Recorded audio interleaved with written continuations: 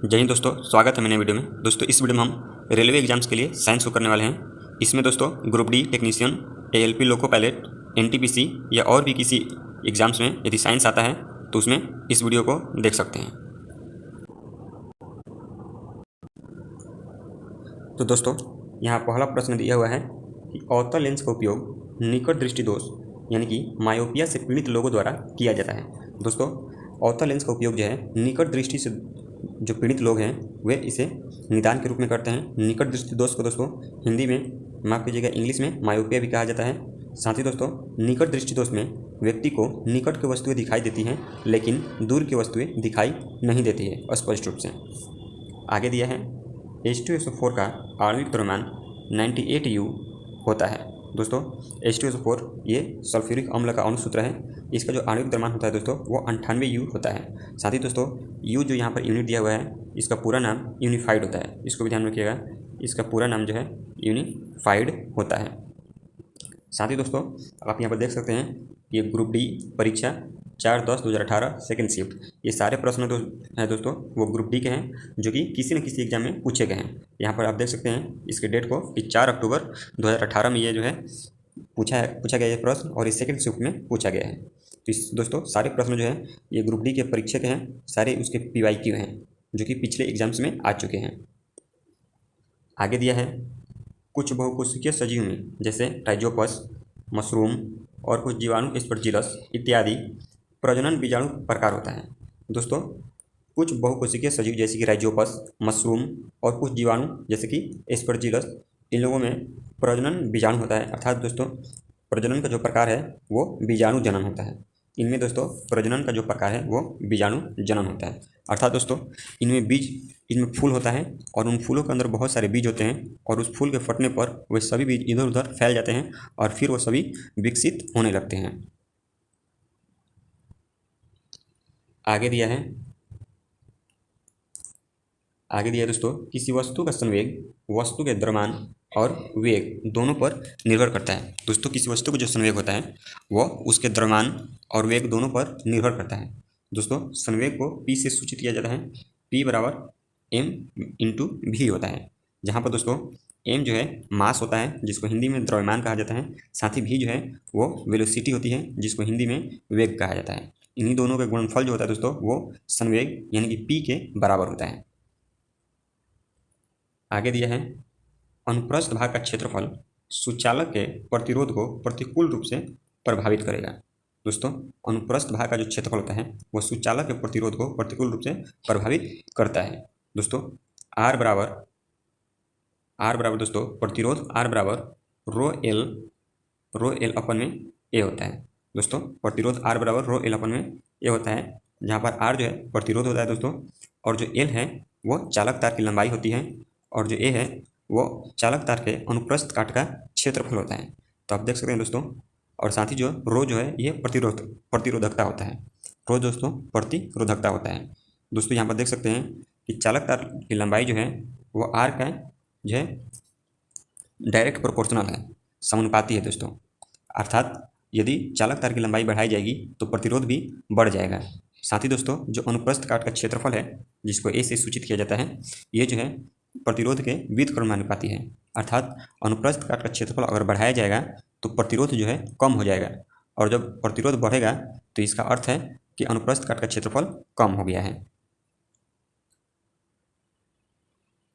आगे दिया हुआ है दृढ़ ऊतक निर्जीव कोशिका से बना होता है। दृढ़ ऊतक जो होते हैं दोस्तों वो निर्जीव कोशिका से बने होते हैं। साथ ही दोस्तों पेड़ों में जो कोशिकाएं होती हैं, पेड़ों में अधिकांश कोशिकाएं जो होती है वो मृत होती हैं। इसको भी ध्यान रखिएगा कि जो पेड़ों की अधिकांश कोशिकाएं होती हैं वो मृत होती हैं।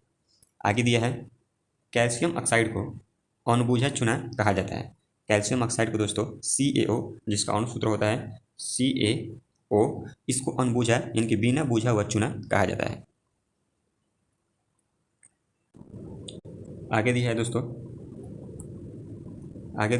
आधुनिक आवर्त सारणी में 4 और 5 आवर्त में से प्रत्येक में 2 उपधातु होती है। दोस्तों आधुनिक आवर्त सारणी में आवर्त 4 और आवर्त 5 में के प्रत्येक में 2 उपधातु मौजूद हैं। आगे दिया है कूलम्ब विद्युत आवेश की एसआई इकाई होती है। कूलम्ब दोस्तों विद्युत आवेश की एसआई इकाई होती है। आगे दिया है दो वस्तुओं के बीच आकर्षण बल को गुरुत्वाकर्षण बल कहा जाता है। दोस्तों दो वस्तुओं के बीच आकर्षण बल को गुरुत्वाकर्षण बल कहा जाता है। साथ ही दोस्तों ये जो बल है ब्रह्मांड में सबसे दुर्बल बल माना जाता है। दोस्तों गुरुत्वाकर्षण बल जो है ब्रह्मांड में सबसे दुर्बल बल माना जाता है। साथ ही दोस्तों ब्रह्मांड में जो सबसे प्रबल बल होता है वो नाभिकीय बल को माना जाता है।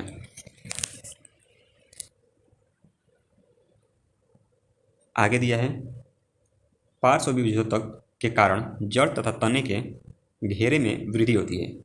पार्श्व विभेदक के कारण दोस्तों जड़ तथा तने का जो घेरा होता है उसका जो व्यास होता है दोस्तों ऐसा चौड़ाई उसमें जो है वृद्धि होती है, तो इसको भी ध्यान रखिएगा। आगे दिया हुआ है कि किसी भी पदार्थ के एक मोल में मौजूद कणों की संख्या 6.022 इंटू 10⁻23 होता है, तो इसको भी ध्यान में रखिएगा दोस्तों।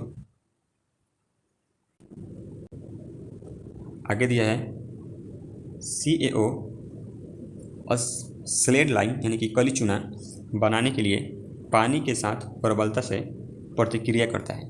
दोस्तों कैल्शियम ऑक्साइड बनाने के लिए पानी के साथ जो स्लेग्ड लाइम होता है वो प्रबलता से प्रतिक्रिया करता है।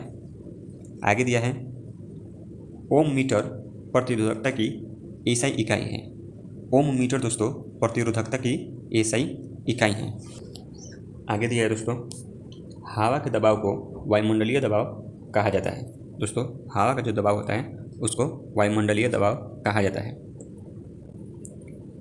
आगे दिया है लाइकेन प्लांट थैलोफाइटा डिवीजन से संबंधित है। लाइकेन दोस्तों थैलोफाइटा डिवीजन से संबंधित है। आगे दिया है जब बैरोमीटर की पारा अचानक घट जाती है तो यह इंगित करता है कि मौसम बेहद तूफानी जाएगा, अर्थात दोस्तों आंधी तूफान आने वाली है, इसकी वो सूचना दे देता है। आगे दिया हुआ है आधुनिक पीरियोडिक टेबल में आधुनिक आवर्त सारणी में दोस्तों सिलिकॉन जिसकी परमाणु संख्या 14 होती है को एल्यूमिनियम और फास्फोरस के बीच में रखा गया है। आधुनिक आवर्त सारणी में सिलिकॉन जिसकी परमाणु संख्या 14 होती है उसको एल्यूमिनियम और फास्फोरस के बीच में रखा गया है।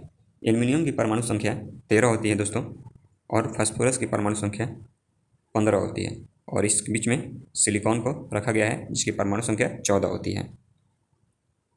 साथ ही दोस्तों आधुनिक आवर्त सारणी जो है इसको मोसले ने दिया था, इसको भी ध्यान रखिएगा। आगे दिया है अंडे देने वाले जानवरों को अंडज जानवर कहा जाता है। अंडे देने वाले जानवरों को दोस्तों अंडज जानवर कहा जाता है। आगे दिया है ऑक्सीजन की अनुपस्थिति में सबस्ट्रेट के पूर्ण विघटन को अनक्षीय शोषण कहा जाता है। दोस्तों ऑक्सीजन की अनुपस्थिति में सबस्ट्रेट के पूर्ण विघटन को अनक्षीय शोषण कहा जाता है, अर्थात ऑक्सीजन जो है उपस्थित नहीं है। आगे दिया है Au सबसे अधिक तन्य धातु है। दोस्तों Au जो है किसकी परमाणु संकेत है, तो ये सोना का संकेत है। सोना का दोस्तों संकेत Au होता है जिसका लैटिन नाम ऑरम होता है। इसका लैटिन नाम दोस्तों ऑरम होता है। आगे दिया है मनुष्य के आवाज़ की ध्वनि कंपन के द्वारा वोकल कॉर्ड से उत्पादित होती है। दोस्तों मनुष्य के आवाज़ की जो ध्वनि होती है वो कंपन के द्वारा वोकल कॉर्ड से उत्पादित होती है। यहाँ पर दोस्तों गलत लिख दिया है, इसको ध्यान रखिएगा, वोकल कॉर्ड से उत्पादित होती है। आगे दिया है कैल्शियम ऑक्साइड का आणविक सूत्र CaO होता है। कैल्शियम ऑक्साइड का दोस्तों आणविक सूत्र CaO होता है। आगे दिया है वनस्पति ऊतक का दृढ़ ऊतक परिपक्वता पर जीवित प्रोटोप्लाज्म धारण नहीं करता। वनस्पति ऊतक का दृढ़ ऊतक परिपक्वता पर जीवित प्रोटोप्लाज्म धारण नहीं करता है। आगे दिया है हृदय मांसपेशियाँ बेलनाकार, शाखित और एकल नाभिक होती है। हृदय पेशियाँ दोस्तों बेलनाकार, शाखित और एकल नाभिक वाली होती है। आगे दिया है किसी भी माध्यम में जैसे ही हम तापमान बढ़ाते हैं ध्वनि की गति जो है बढ़ जाती है। दोस्तों किसी भी माध्यम में तापमान बढ़ाने पर ध्वनि की जो गति है वो बढ़ जाती है।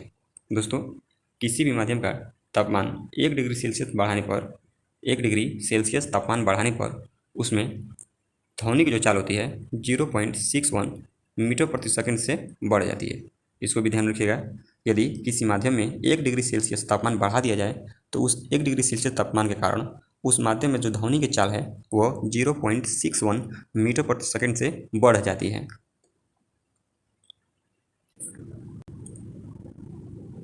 आगे दिया है दोस्तों, अनबुझे चूने का आणविक सूत्र CaO होता है। अनबुझे चूने का दोस्तों आणविक सूत्र होता है वो कैल्शियम ऑक्साइड होता है। आगे दिया है, गुरुत्व बल दो द्रव्यमानों के बीच आकर्षण बल द्वारा परिभाषित होता है। गुरुत्व बल दोस्तों, जिसको गुरुत्वाकर्षण बल कहा जाता है, दो द्रव्यमानों के बीच आकर्षण बल द्वारा परिभाषित होता है। आगे दिया है, कार्य बल और वस्तु का बल की दिशा में विस्थापन का गुणनफल होता है। कार्य दोस्तों बल और वस्तु का बल की दिशा में विस्थापन के गुणनफल होता है। अर्थात दोस्तों W बराबर Fs cos थीटा होता है। Fs cos थीटा होता है, जहाँ पर W कार्य होता है दोस्तों और F बल होता है, S विस्थापन है और थीटा जो है बल और विस्थापन के बीच के कोण को संकेतित करता है। आगे दिया है, रूट टिप या शूट टिप में विभेद्योतक ऊतक पाया जाता है। दोस्तों जो रूट टिप होता है दोस्तों, रूट टिप यानी जो जड़ का ऊपरी भाग होता है उसमें, और शूट टिप यानी कि जो तने का ऊपरी भाग होता है उसमें विभेद्योतक ऊतक पाया जाता है ताकि वृद्धि होती रहे। आगे दिया है, चमेली फूल की पत्तियां किसी विलयन में अम्ल या क्षार की उपस्थिति का संकेत नहीं देती है। दोस्तों चमेली फूल की जो पत्तियां हैं वो किसी विलयन में अम्ल या क्षार की उपस्थिति का संकेत नहीं देती हैं। आगे दिया है, अणु पदार्थ का वह सबसे छोटा कण होता है। अणु पदार्थ का वह सबसे छोटा कण होता है जिसका स्वतंत्र अस्तित्व होता है। जिसका दोस्तों स्वतंत्र अस्तित्व होता है। जैसे कि दोस्तों उदाहरण के तौर पर O2, N2, CO2, ये सभी दोस्तों ETC, ये सभी अणु के उदाहरण हैं। अणु दोस्तों, अणु में एक ही तत्वों के परमाणु हो सकते हैं या फिर दो या दो से अधिक अलग अलग तत्वों के परमाणु भी हो सकते हैं। आगे दिया है, जब किसी वस्तु की चाल ध्वनि की चाल से अधिक हो जाती है तो इसे पराध्वनिक चाल पर यात्रा करना कहा जाता है। दोस्तों जब किसी वस्तु की चाल ध्वनि की चाल से अधिक हो जाती है तो इसे पराध्वनिक चाल पर यात्रा करना कहा जाता है। आगे दिया है, पृथ्वी पर किसी वस्तु का भार चंद्रमा पर इसके भार का 6 गुना होता है। दोस्तों पृथ्वी पर किसी वस्तु का जो भार होता है वो चंद्रमा पर इसके भार का 6 गुना होता है। आगे दिया है, बल गुणे विस्थापन कार्य कहलाता है। दोस्तों अभी ऊपर में हम लोगों ने कार्य के जो सूत्र है W बराबर Fs cos थीटा उसको देखा, तो उसी को दिया हुआ है कि बल गुणे विस्थापन जो है कार्य को सूचित करता है, अर्थात कार्य कहलाता है। आगे दिया है, बेंजीन एक असंतृप्त हाइड्रोकार्बन है। दोस्तों बेंजीन जो है एक असंतृप्त हाइड्रोकार्बन है, क्योंकि दोस्तों बेंजीन में डबल बॉन्ड होता है और हम जानते हैं कि डबल बॉन्ड और ट्रिपल बॉन्ड वाले जो यौगिक हैं वो असंतृप्त यौगिक होते हैं।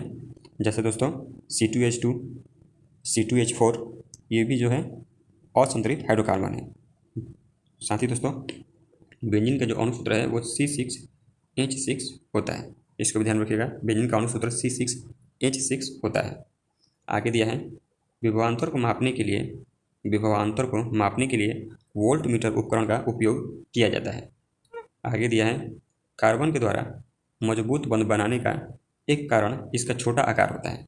दोस्तों छोटे आकार के कारण भी कार्बन जो है स्ट्रॉन्ग बॉन्ड बनाता है, क्योंकि दोस्तों आकार छोटा होने की वजह से जो इसके इलेक्ट्रॉन होते हैं उस पर नाभिक का बहुत अधिक पकड़ होता है, अर्थात जो इलेक्ट्रॉन होते हैं उन पर नाभिकीय बल अधिक लगा रहता है। लेकिन दोस्तों ये जैसे जैसे कक्षाएं परमाणुओं में बढ़ती जाती हैं, कक्षाएं बढ़ने की वजह से जो केंद्र के द्वारा जो नाभिकीय बल लगता है वो कमज़ोर होता चला जाता है। लेकिन कार्बन जो है इसका आकार छोटा है और इस वजह से जो केंद्र है वहाँ से नाभिकीय बल स्ट्रांगली लग जाता है। आगे दिया है, मछली में 2 कक्षीय हृदय पाया जाता है। दोस्तों मछली में 2 चैम्बर होते हैं जिससे जो रक्त को शुद्ध किया जाता है। तो चलिए दोस्तों मिलते हैं अपने अगले वीडियो में, तब तक के लिए धन्यवाद।